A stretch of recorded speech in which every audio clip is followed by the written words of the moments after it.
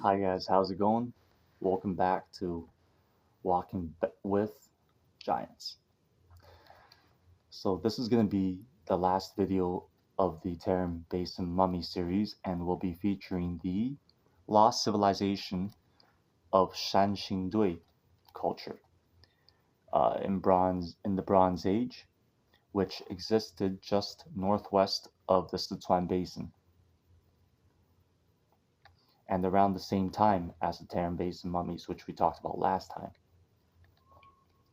Both the Tarim Basin Mummies and the SanXingDui people share Andronovo DNA, a steppe culture of the Altai Mountains, hailing from Siberia, with Indo-Persian lineage.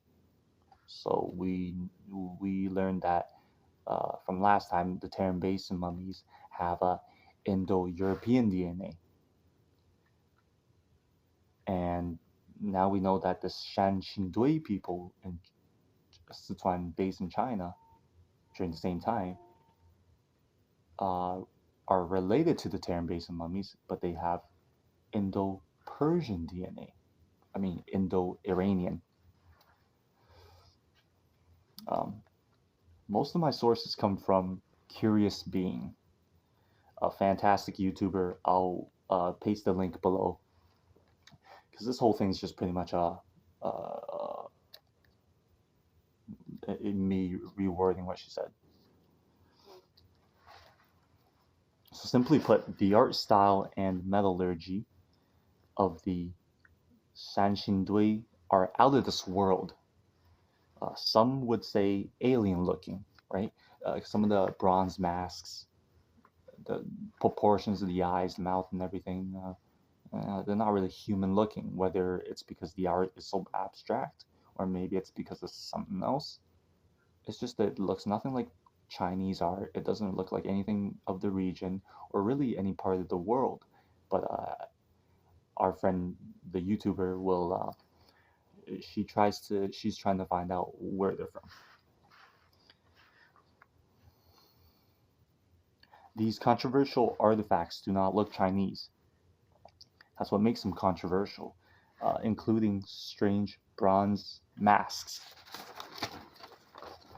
with weird proportions and the abstract features.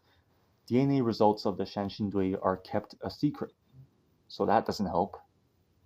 These steppe people existed from 2200, uh, 200, 2200 BC to 1200 BC.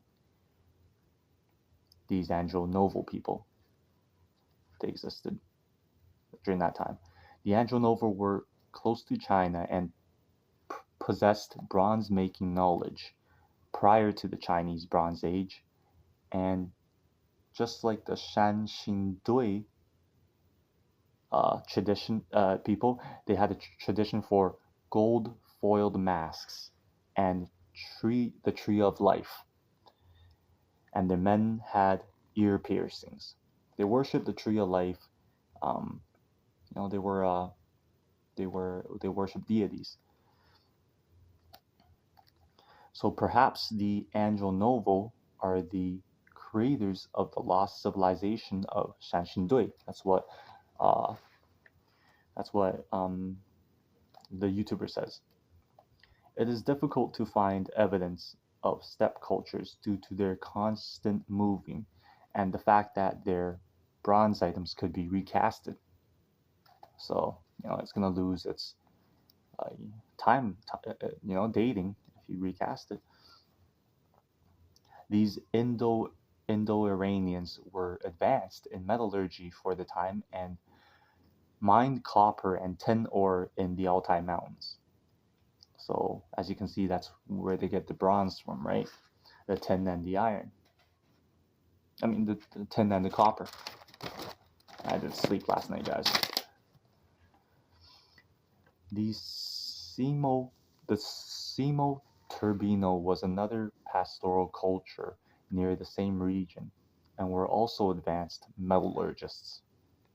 So all these pastoral, nomadic, and uh, these steppe cultures, or descendants of the steppe cultures, are excellent metallurgists, right? The Turbino and Andronovo most likely shared common ancestors as their craft and customs were similar. They're very similar. The Turbino burial grounds are scattered throughout Eurasia, from Finland to Mongolia to Korea. Yeah, as they were as vast as the Mongols. Some imitative versions of their craft are found in SanXingDui. We're getting back to that SanXingDui. That's what this is about, this lost civilization of SanXingDui. So in SanXingDui, now we know that they have an Andronovo past, and they also have some their neighbor, the Andronovo neighbor, the what was it, the Turbino. There were a lot of different groups intermingling and mixing during this whole thing, this whole Western Asia.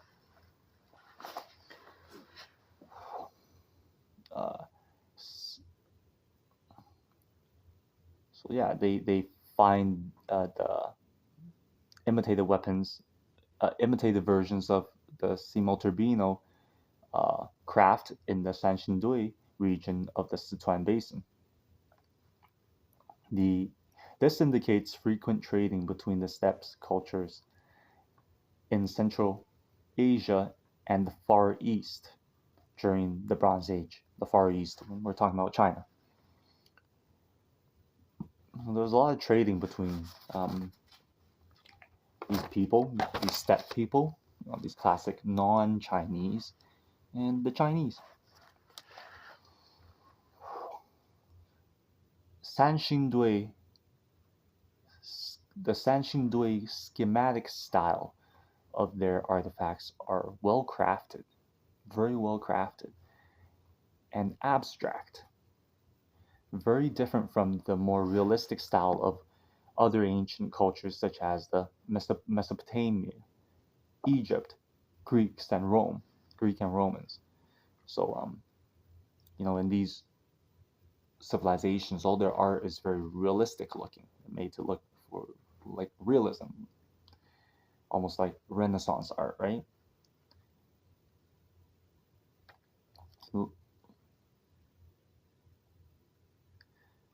The Andronovo and Scythians of the steppes, just like the SanXingDui artifacts, they also had a very schematic style, a very abstract style.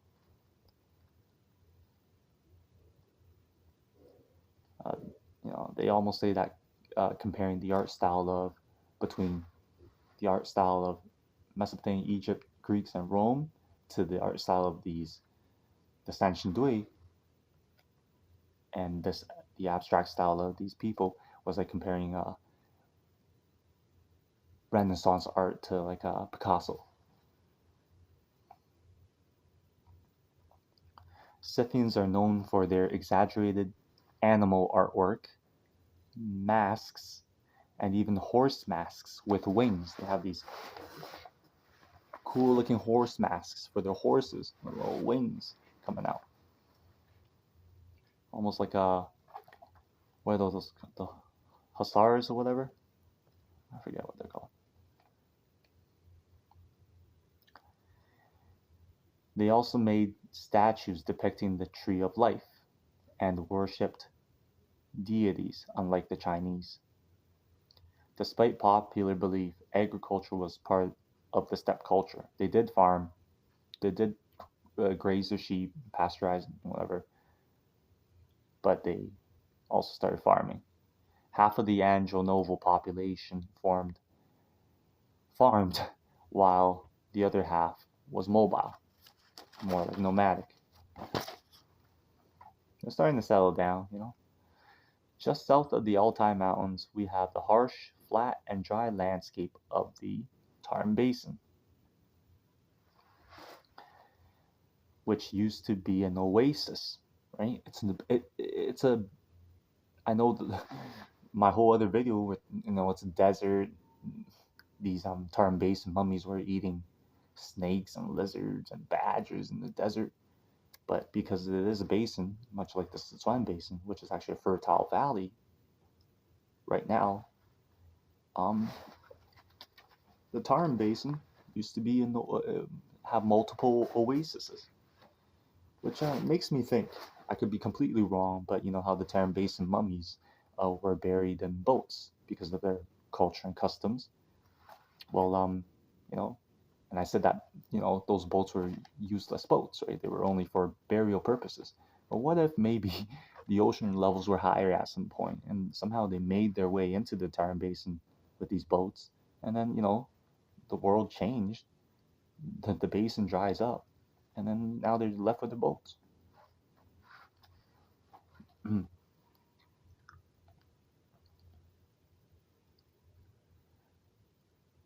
uh, so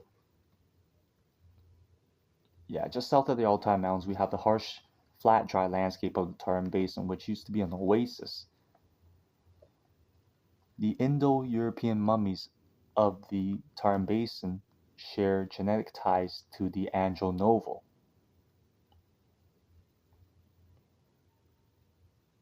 Genetic testing of well-preserved SanXingDui specimens, who also share genetic ties with the Andronovo, are kept. They're all related, right? Are kept secret for almost a decade. It's been 8 years since they found a fresh specimen to take the DNA sample from, and you know, they're not telling us what it is. Someone wants to cover up the fact that the most advanced regional civilization of SanXingDui at that time may not necessarily be Chinese. We don't want you to question China. Tarim Basin people descended from Andronovos, entering into the Bronze Age before the Central Asian plain, China. These people were more advanced, maybe even agriculturally as well. I don't know, right? The Heshi Corridor is a narrow strip of land connecting the Tarim Basin with Central Asia, closed in by the Tibetan Plateau in the south and the Gobi Desert to the north. It's an important route that connected northern China to the Tarim Basin into Central Asia for trade and military endeavors. The Heshi corridor was dotted with Bronze Age oasis cultures such as Siba and Ouija. So that's another two cultures. We're not going to call them civilizations; they were just smaller populations along the Heshi corridor.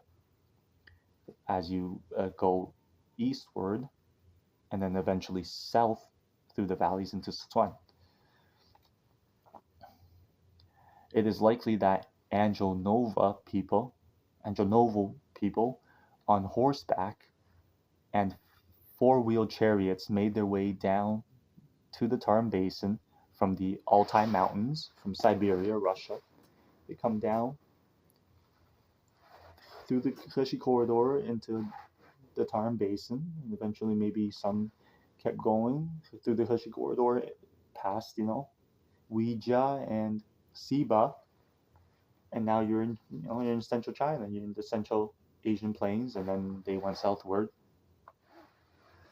through valleys, narrow valleys, into Sichuan.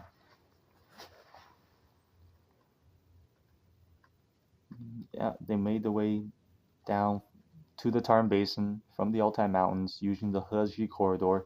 They made their way east into Central Asia, past Siba and Ouija, and eventually south through the mountain valleys into the fertile Sichuan Basin. That's exactly what I said. China experienced a massive influx. Wow, I'm doing this fast. No way. What?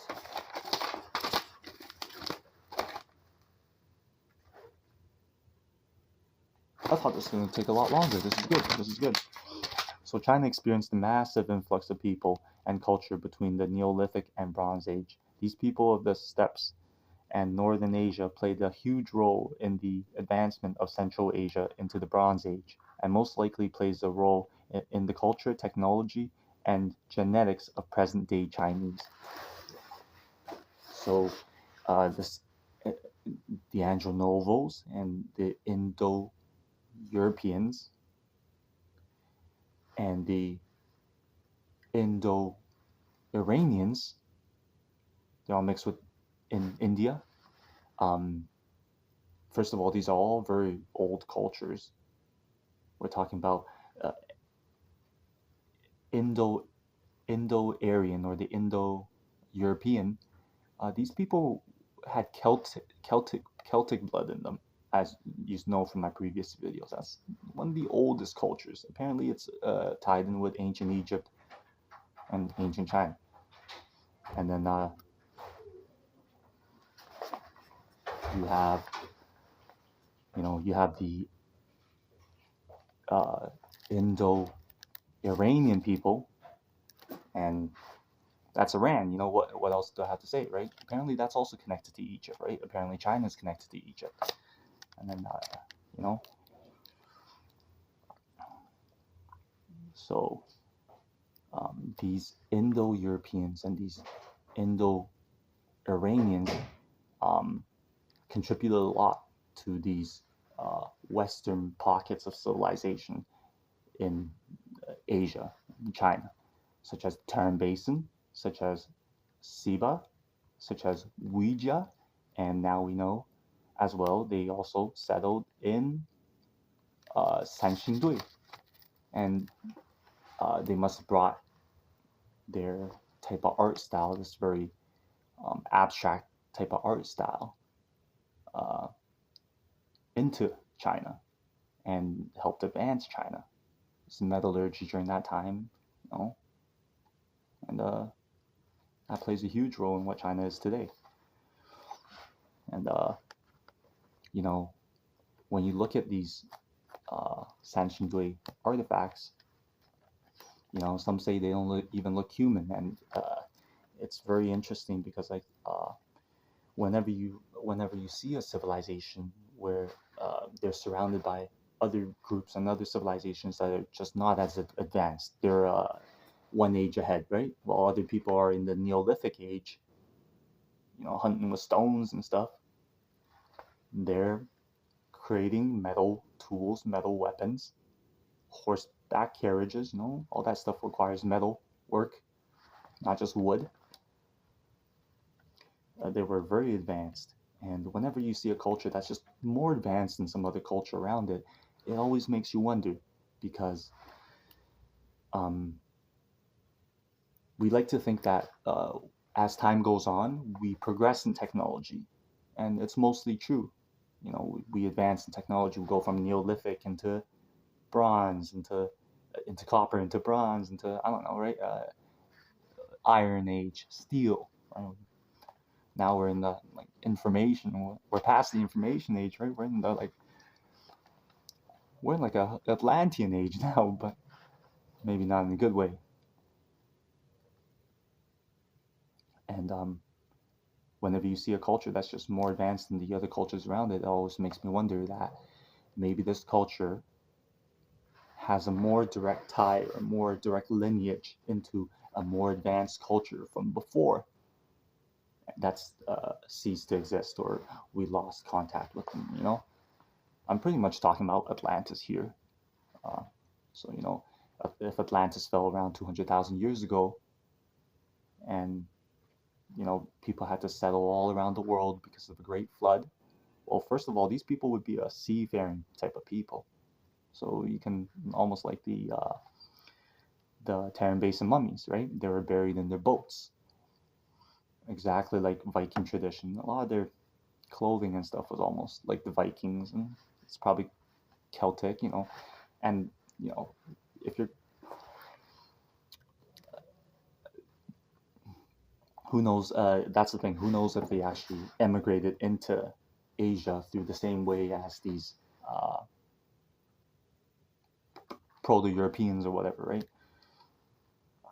But because new research for the Tarim Basin mummies show that they had deep Asian roots. We don't know when they arrived. It could have just been there forever, right? Could have just originally been there. After the fall of Atlantis, that's where they went. And then when the water levels dropped in the desert, in the Tarim Basin, their boats are stranded there. They had to change their way of life.